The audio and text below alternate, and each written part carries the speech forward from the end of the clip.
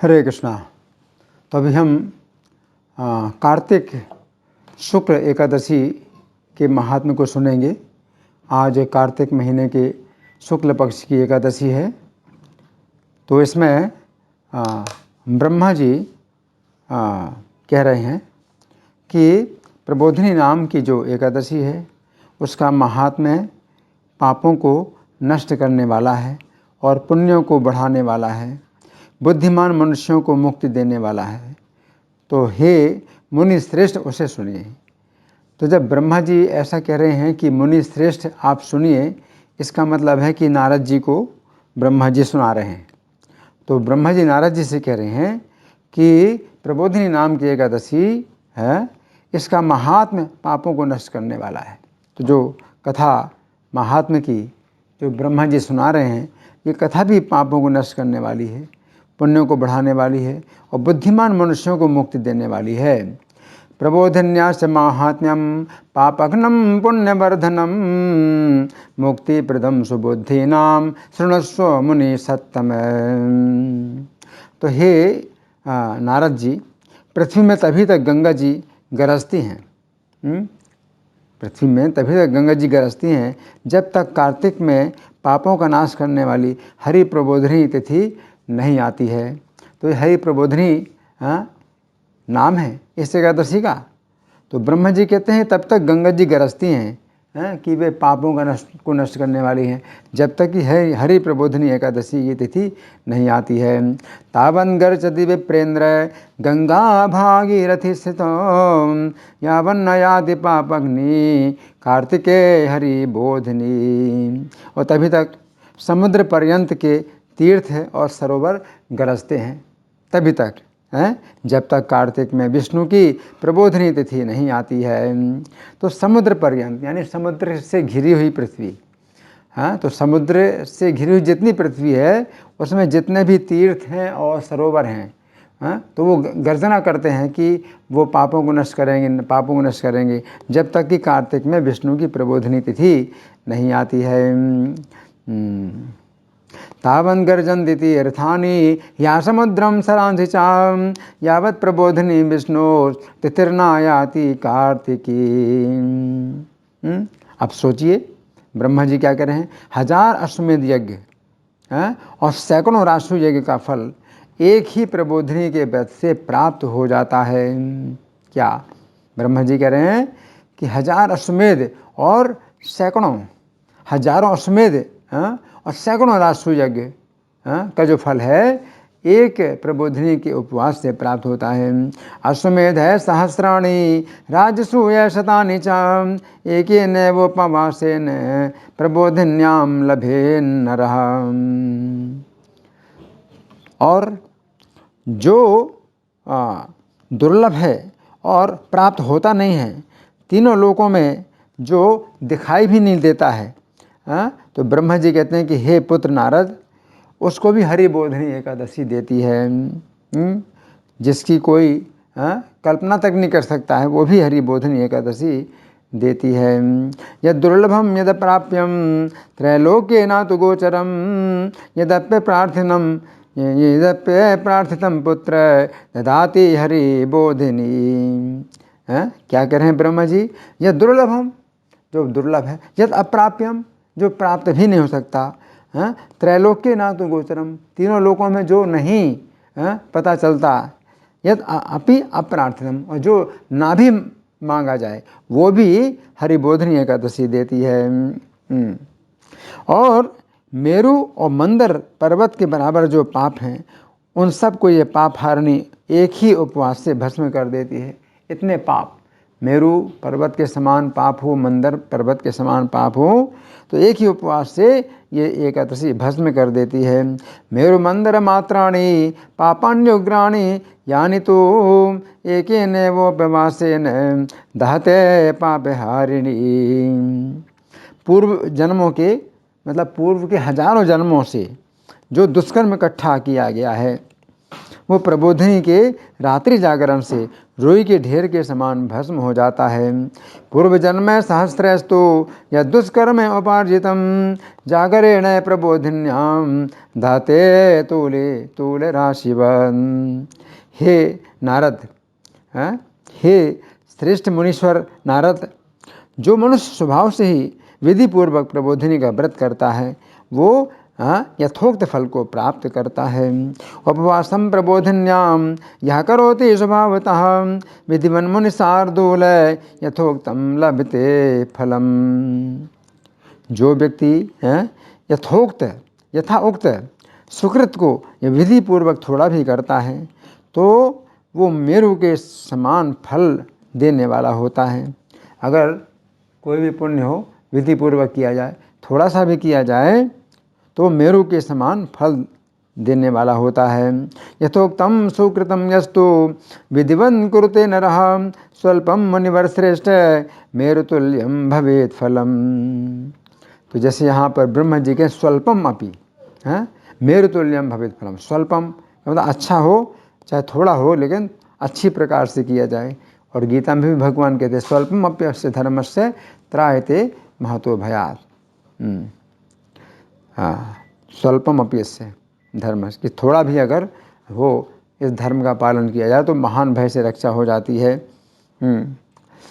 आगे ब्रह्मा जी कहते हैं और जो विधिहीन किया जाता है, जो विधिहीन किया जाता है यानी विधि के विरुद्ध उल्टी विधि से किया जाए, जो विधिहीन किया जाता है वो सुकृत मेरु के बराबर होने पर भी अणुमात्र भी धर्म का फल नहीं देता है। विधिहीनम तो यह कुर्यात् सुकृतम मेरु मात्रकम अणुमात्रम न चाप्नोति फलम धर्मस्य नारद। तो कोई व्यक्ति अगर नास्तिक होता है या कोई वेदों की निंदा करता है या धर्म शास्त्र में दोष निकालता है, पराई स्त्री से भोग करता है, कोई मूर्ख होता है, कृतघ्न होता है। कृतघ्न का मतलब है जिसके साथ आप जितना भी भला करें और वो नहीं मानता, अपना आपकी भलाई नहीं मानता है तो वो कृतघ्न कहलाता है। तो कृतघ्न कोई होता है। वंचक जो धोखेबाज होता है तो ऐसे लोगों के शरीर में धर्म होता ही नहीं। वो लोग धर्म करते हैं तो धर्म का पालन करने पर भी उनके शरीर में धर्म टिकता नहीं है। संध्याहीन व्रत भ्रष्टे नास्तिके वेद निंदके नैते साम तिष्ठते देहे धर्मशास्त्र विदूर के। कोई व्यक्ति अगर पराई स्त्री से भोग करता है और मूर्ख हो और कृतघ्न हो और धोखेबाज हो तो उसके भी शरीर में धर्म रहता नहीं है, यानी टिकता नहीं है। धर्म करता है तो भी धर्म निकल जाता है। परदारे रते मूर्खे कृतघ्ने वंजके तथा धर्मो न तिष्ठते देहे एतेषामपि देहिनाम। जो ब्राह्मण हो और चाहे शूद्र हो अगर पराई स्त्री से संबंध रखता है, विशेष रूप से ब्राह्मणी से संबंध रखता है तो वह चांडाल के समान है। ब्राह्मणो वापि शूद्रो वा सेवते परयोषितम ब्राह्मणे चा विशेषेण चांडाले सदृशा वभौ। कोई ब्राह्मणी पतियुक्त हो या विधवा हो, ऐसी ब्राह्मणी से कोई ब्राह्मण अगर संबंध रखता है तो वंश समेत उसका नाश होता है। सभर्तृकाम वा विधवाम ब्राह्मणीम ब्राह्मणो यदि सेवते मुनि शार्दूल सावन सान्वयो याति संक्षयम। जो अधम ब्राह्मण पराई स्त्री से गमन करता है उसे संतान नहीं होती है और दूसरे जन्मों का इकट्ठा किया हुआ पुण्य भी नष्ट हो जाता है। परदाराभिगमनम कुरुते यो द्विजाधमः संततिर्ना भवेत् तस्य फलम जन्मार्जितुम नहीं। और जो गुरु के सामने या ब्राह्मण के सामने अहंकार दिखाता है उसका सुकृत शीघ्र ही नष्ट हो जाता है और वह धन और संतान को नहीं प्राप्त करता है। गुरुणा सह विप्रश्च यो अहंकारेण वर्तते सुकृतम नश्यते शीघ्रम धनम नाप्नोति संततिम। तो ब्रह्मा जी ऐसे लोगों के बारे में बताते हैं कि एकादशी के व्रत से उनको कोई फल नहीं प्राप्त होता है। कोई भी धर्म करते हैं तो उनके शरीर में धर्म नहीं टिकता है। तो उसमें ये भी है कि गुरु के सामने अहंकार करे, ब्राह्मण के सामने अहंकार करे, और भी कई जो दोष बतलाए हैं, तो ऐसे लोगों के लिए ब्रह्मा जी बता रहे हैं। तो जो आचार से भ्रष्ट हैं और जो चांडाली से गमन करते हैं, जो दुष्टों की सेवा करते हैं, इन सबों का धर्म नष्ट हो जाता है। आचार भ्रष्ट देहानाम वृषलिगामिनाम तथा दुर्जनम सेव्यमानानाम धर्मस्तेषां परांग मुखः। जो व्यक्ति पतित लोगों का संग करता है और जो उनके घर में जाता है, वो यमलोक में जाता है। पतितैषः संगम न पतितैषः संगम च तन्गृहे गमनम तथा ये कुर्वन्ति न श्रेष्ठ ते गच्छन्ति यमालये। और ऐसे पतित लोगों के का कोई स्वागत करता है या उनको बिठाता है अपने सामने या उनके साथ भोजन करता है, तो उसका भी धर्म नष्ट हो जाता है। उसकी भी कीर्ति, उसकी आयु, संतान, सुख सब नष्ट हो जाते हैं। धर्मो नष्टो नृणाम येषां स्वागतासन भोजन तेषां वै नश्यते वत्स कीर्तिरायुः प्रजा सुखम। तो ये सब बातें ब्रह्मा जी जो बतला रहे हैं कि एकादशी करने का कोई अर्थ नहीं होता है अगर ऐसे लोग आचरण करते हैं। जो अधम व्यक्ति साधु का अपमान करते हैं, तो उनका त्रिवर्ग क्या होता है, नष्ट हो जाता है। धर्म अर्थ काम, ये नरक रूप यज्ञ में भस्म हो जाता है, उसको नरक की प्राप्ति होती है। धर्म अर्थ काम नष्ट हो जाता है जो साधु का अपमान करते हैं। साधु नाम अपमानम तो ये कुर्वन्ति नराधमां त्रिवर्ग फलहीनास्ते दह्यन्ते नरकाग्निनाम। जो अधम साधुओं का अपमान करके प्रसन्न होता है और जो मूर्ख उसको मना नहीं करता है, तो उनका जो है कुल क्षीण हो जाता है। कृतावमानम साधूनाम ये हृष्यन्ति नराधमां वारयन्ति न ये मूढ़ाः ते पश्यन्ति कुलक्षमम्। तो जिनकी देह में आचार नहीं है, जिसका शरीर आचार से भ्रष्ट है, और जो चुगला है, वो दान करे या होम करे तो भी उसको कोई गति नहीं प्राप्त होती है। आचार भ्रष्ट देहस्य पिशुनस्य शठस्य च ददतो जुहवतो वापि कतिस्तस्य न वेद्यते। इसलिए किसी प्रकार से व्यक्ति को निंदित काम नहीं करना चाहिए, सदाचारी होना चाहिए, जैसे धर्म का नाश ना हो। तो ब्रह्मा जी बता रहे हैं एकादशी का व्रत करने के लिए भी ये सब बातें जरूरी हैं। अगर एकादशी का कोई व्रत करे और भी धर्म का आचरण करे, परंतु अगर उसके आचरण में इस प्रकार के दोष होते हैं, तो जैसे फूटे बर्तन में आप दूध डालें तो वो टिकेगा नहीं, नहीं रहेगा। उसी प्रकार से उसका धर्म और एकादशी का व्रत नष्ट हो जाता है। तावन्नत्वा चरेत किंचन अशुभम लोके गर्हितं सदाचार्यवता भाव्यम यथा धर्मो न नश्यति। जो अपने मन में ऐसा सोचता है कि हम प्रबोधिनी का व्रत करें, उसका भी इसमें प्रबोधिनी के व्रत करने का अगर सोचता भी है, विचार करता है, उसका पहले 100 जन्मों का पाप नष्ट हो जाता है विचार करने से ही। ये ध्यायन्ते मनोवृत्त्या करिष्यामः प्रबोधिनीं तेषां विलीयते पापं पूर्वजन्मे सतोद्भवम्। जो प्रबोधिनी की रात्रि में जागरण करते हैं, तो उनके जो है पिछले और अगले 10,000 कुलों को जो है विष्णु लोक में पहुंचा देते हैं। वो अपने पिछले 10,000 कुलों को और अगले 10,000 कुलों को विष्णु लोक में पहुंचा देते हैं। समतीतं भविष्यं च वर्तमानं कुलायुतं विष्णुलोकं नयत्याशु प्रबोधिन्यां तु जागरे।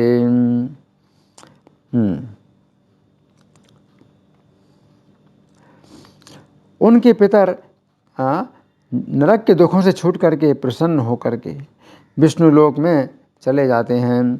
वसंति पितरो हृष्टा विष्णुलोके तिलंकृता विमुक्तो नारकैर्दुःखे पूर्वकर्म समुद्भवे।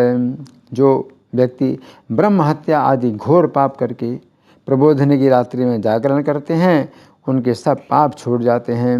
कृत्वा तो पातकम घोरम ब्रह्महत्यादिकम नरः कृत्वा तो जागरम विष्णुर्धौत पापो भवेन्मुने। जो फल अश्वमेध यज्ञ से बड़ी कठिनाई से मिलता है, वो फल प्रबोधिनी की रात्रि में जागरण करने से सहज में ही प्राप्त हो जाता है। दुष्प्राप्यम यत् फलम रम्यैर अश्वमेधादिभिर्मखै प्राप्यते तत्सुखे नैव प्रबोधिन्याम तु जागरे। तो यहाँ पर प्रबोधिनी को जागरण, तो अगर हरि जागरण का हम विचार करें तो इसका मतलब यही है कि निशांत काल में शैया त्यागना चाहिए। 3:22 पर शैया त्यागना चाहिए और 3:22 से 1 मुहूर्त का जो समय है 48 मिनट यानी 4:10 तक स्नान कर लेना चाहिए और फिर 4:10 से ब्राह्म मुहूर्त पूरा 48 मिनट का जो 4:58 तक होता है, उसमें क्या है करना कि हमें कीर्तन नृत्य भगवान के मंदिर में करना चाहिए। तो ये हरि जागरण कहलाता है।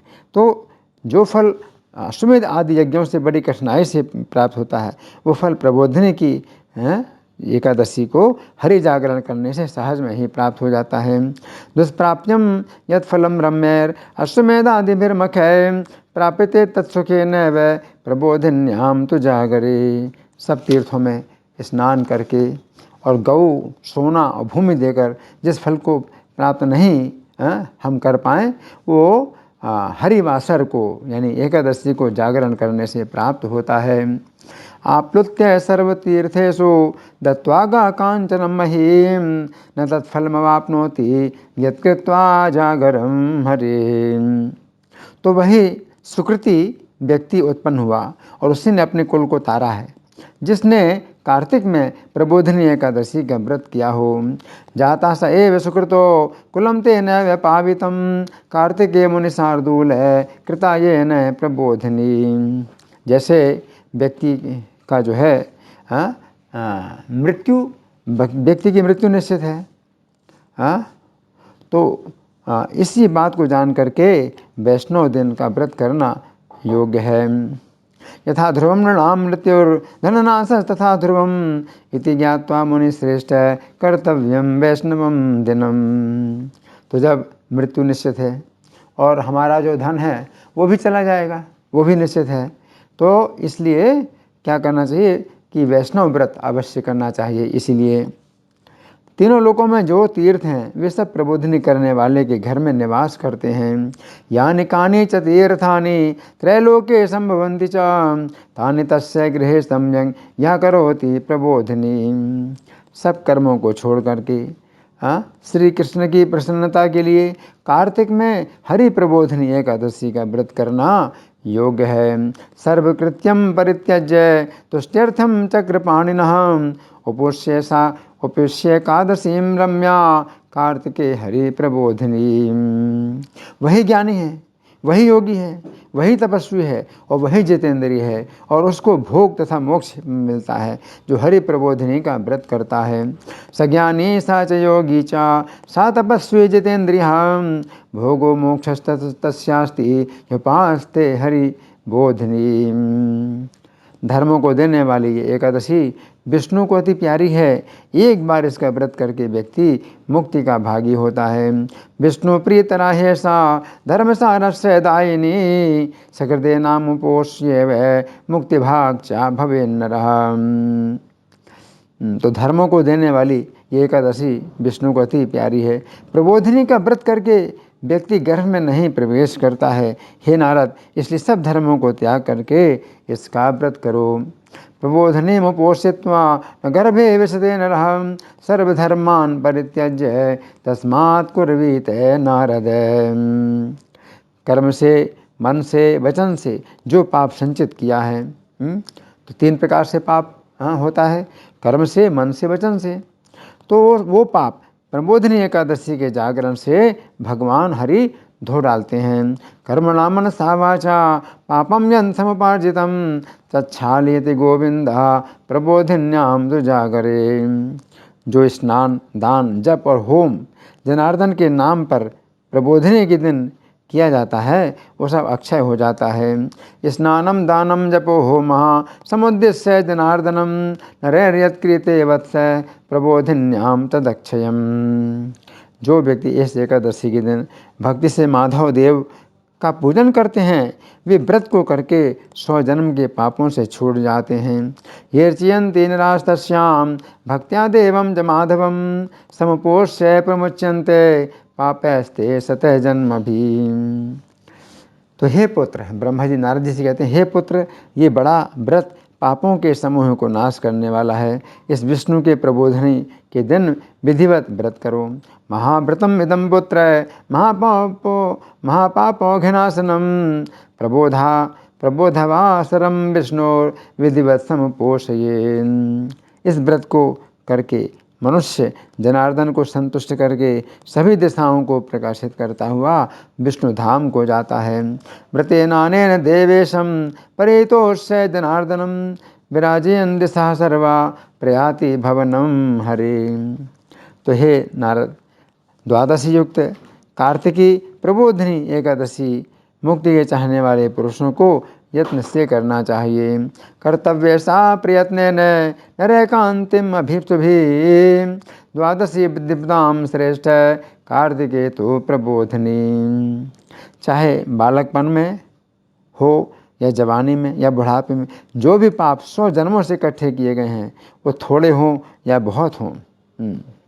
बाल्ये यच्चार्जितं वत्स यौवने वार्धके तथा शतजन्म कृतं पापम स्वल्पम वा यदि वा बहु। और जो पाप सूखे हैं या गीले हैं या छिपाने योग्य हैं, उन सब को एकादशी के दिन गोविंद की भक्ति से सब धो डालते हैं, सब धुल जाते हैं। शुष्कमार्द्रम मुनिश्रेष्ठ सुगुह्यम अपि नारद तच्छाल्यते गोविंदम अश्याम अभ्यस्य भक्तितः। जो धन धान्य को देने वाली, पवित्र और सब पापों को हरने वाली है, इसका भक्ति से व्रत करने पर कुछ भी दुर्लभ नहीं है। धन धान्य वहा पुण्या सर्व पापे हरा परा तामुपोष्य हरेर भक्त्या दुर्लभम ना भवेत क्वचिन। चंद्रमा और सूर्य ग्रहण में स्नान का जो फल कहा है उससे 1000 गुना फल प्रबोधिनी के जागरण का फल है। चंद्र सूर्यो परागे चा यत्फलम परे कीर्तितम तत्सहस्रगुणम प्रोक्तम प्रबोधिन्याम तु जागरा। स्नान, जप, होम, स्वाध्याय और हरि का पूजन प्रबोधिनी के दिन करने से सबों का पुण्य फल दूना अधिक प्राप्त होता है। स्नानम दानम जपो होमा स्वाध्यायोभ्यसनम हरे तत्सर्वम कोटितुल्यम तो प्रबोधिन्याम तो यत्कृतम। जन्म से लगा करके मनुष्यों द्वारा जो पुण्य इकट्ठा किया जाता है वो सब कार्तिक की एकादशी का व्रत ना करने से व्यर्थ हो जाता है। जन्म में प्रभृति यत् पुण्यम नरेणाभ्यर्चितम भवे वृथा भवन्ति तत्सर्वम अकृत्वा कार्तिक व्रतम।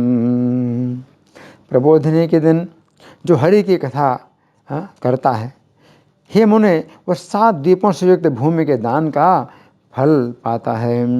प्रबोधवासरे विष्णु कुरुते यो हरे कथाम सप्तद्वीपवती दाने तत्फलम लभते मुने। जो मनुष्य दिव्य विष्णु की कथा को सुनने वाला या कथा बाँचने वाला का अपनी शक्ति के अनुसार पूजन करता है उसको सनातन लोक प्राप्त होता है। श्रुत्वा विष्णु कथाम दिव्याम ये चियंती कथाविदम सशक्त्या मुनि शार्दूल तेसाम लोका सनातन।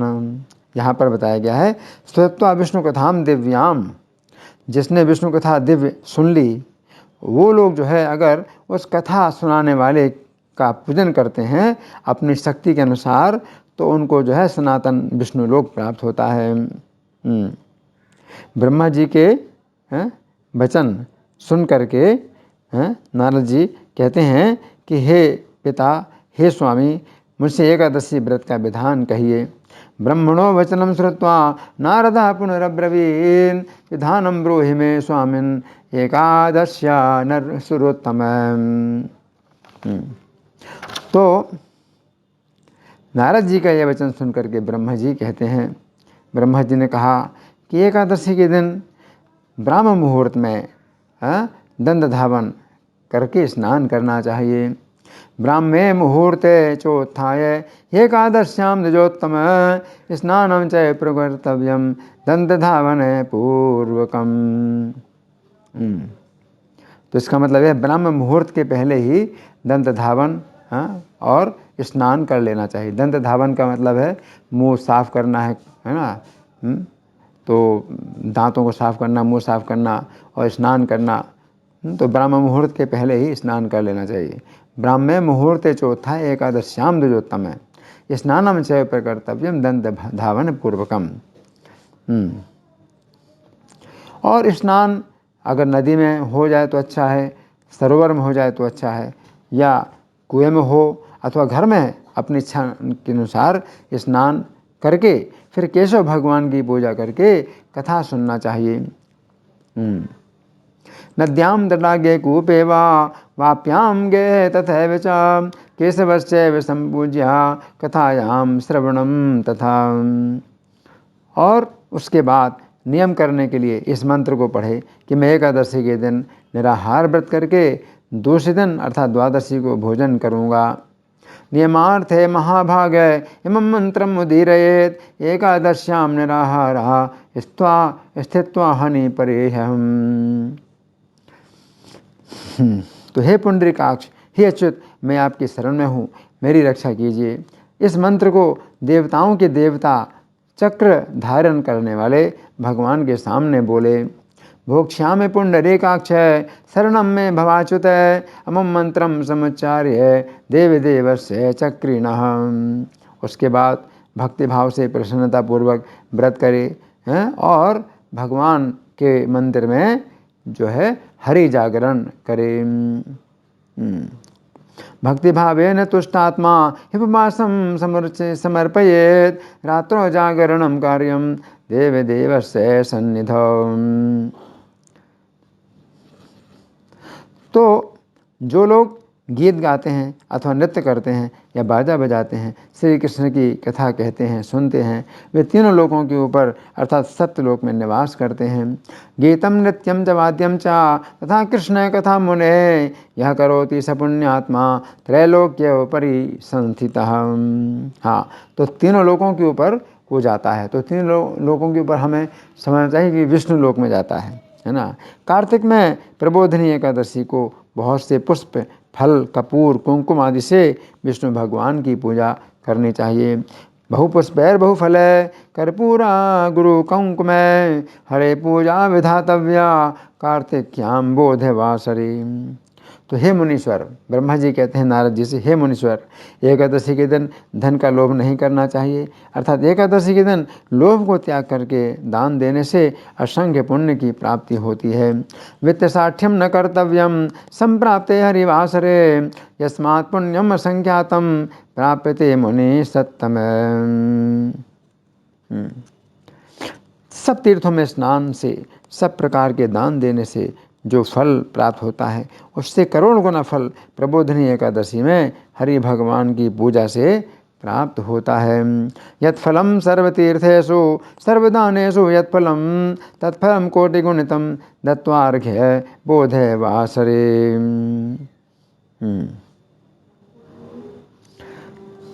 और जो व्यक्ति अगस्त्य के फूल से जनार्दन भगवान की पूजा करता है उसको इंद्र भी नमस्कार करते हैं। अगस्त्य कुसुमैर दिव्य पूजिए दियो जनार्दनम देवेंद्रोपि मुनिश्रेष्ठ करोति करे संपुटम। जो तपस्या करके हरि भगवान को संतुष्ट नहीं करते हैं तो अगस्त्य के फूल से श्रृंगार करने से करते हैं। जो महाभक्त कार्तिक में बेल के पत्र से कृष्ण की पूजा करते हैं उन्हें मुक्ति प्राप्त होती है। बिल्वपत्र ऐसे ये कृष्णम कार्तिके काले वर्धन पूजयन्ति महाभक्त्या मुक्तिस्ते सामयोदितो। जो महाभक्त कार्तिक मास में तुलसी पत्र और दल से जनार्दन भगवान का पूजन करते हैं ये 10,000 जन्मों के समस्त पापों को भस्म कर देते हैं। तुलसी दल पुष्पैश्चा पूजयन्ते जनार्दनम कार्तिके सकलम वत्स पापम जन्मायुतम दहे। तुलसी का दर्शन करने से तुलसी जो है कितना रक्षा करती है, तुलसी का दर्शन करने से हैं। दूसरा, तुलसी का गुणगान करने से। तीसरा, तुलसी को नमस्कार करने से। चौथा, तुलसी की स्तुति करने से। पांचवा, तुलसी का रोपण करने से, यानी तुलसी का वृक्ष लगाने से। और छठवां, तुलसी का पूजन करने से। तो सब प्रकार से तुलसी मंगल देने वाली है। दृष्टा स्पृष्टा अथवा ध्याता कीर्तिता नमिता स्तुता रोपिता सेचिता नित्यम पूजिता तुलसी स्वभाव। तुलसी की इस प्रकार नौ प्रकार की भक्ति जो प्रतिदिन करते हैं वे 1000 करोड़ युग पर्यंत विष्णु लोक में निवास करते हैं।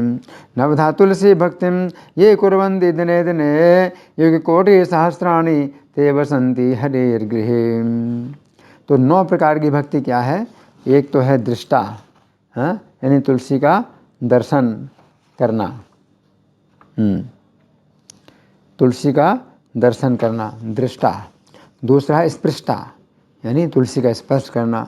तीसरा है ध्याता, ध्यान करना। चौथा कीर्तिता, तुलसी का गुणगान करना। पांचवा नमिता, तुलसी को नमस्कार करना। छठवां स्तुता, स्तुति करना। सातवां रोपिता, तुलसी का रोपण करना। आठवां सेचिता, सिंचन करना। और नौवां नित्यम पूजिता, और रोज पूजन करना।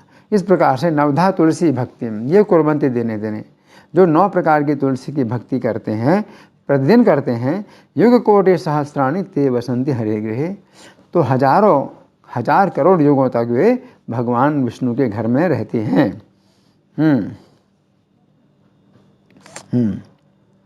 हे मुने, रोपी हुई तुलसी की जितनी जड़ का विस्तार होता है, जिस मनुष्य की रोपी हुई तुलसी की जितनी शाखा, बीज और फल पृथ्वी में बढ़ते हैं, उनके उतने ही कुल जो व्यतीत हो गए हैं, वर्तमान हैं और होंगे, वे 1000 कल्प पर्यंत विष्णु लोक में निवास करते हैं।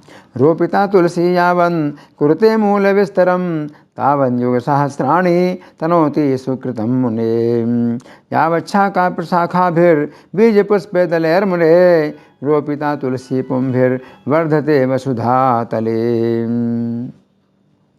कुले तेषां तो ये जाता ये भविष्यन्ति ये गताम् आकल्पयुग सहस्रम तेषां वासो हरेर गृहे। कदम के फूल से जो जनार्दन भगवान की पूजा करते हैं, वे चक्र धारण करने वाले भगवान की कृपा से यमलोक नहीं जाते हैं। कदम कुसुमैर्देवं ये चयन्ति जनार्दनम तेषां यमालयो नैव प्रसादाच्च कृपाणिनः। कदम के फूल को देखकर केशव भगवान प्रसन्न होते हैं। हे विप्र, जब सब कामनाओं को देने वाले विष्णु भगवान प्रसन्न हो जाते हैं, तब फिर क्या नहीं मिलता है, अर्थात मनुष्य को संसार में सब कुछ प्राप्त हो जाता है। दृष्ट्वा कदम्ब कुसुमं प्रीतो भवति केशवः किं पुनः पूजितो विप्र सर्वकाम प्रदो हरिः। तो इस प्रकार से हमने इस एकादशी का महात्म्य सुना है। इति श्री स्कंद पुराणे कार्तिक शुक्ल प्रबोधिनी एकादशी व्रत महात्म्यम समाप्तम। इस प्रकार स्कंद पुराण में वर्णित कार्तिक शुक्ल पक्ष प्रबोधिनी एकादशी का महात्म्य पूरा हुआ। धन्यवाद। हरे कृष्णा।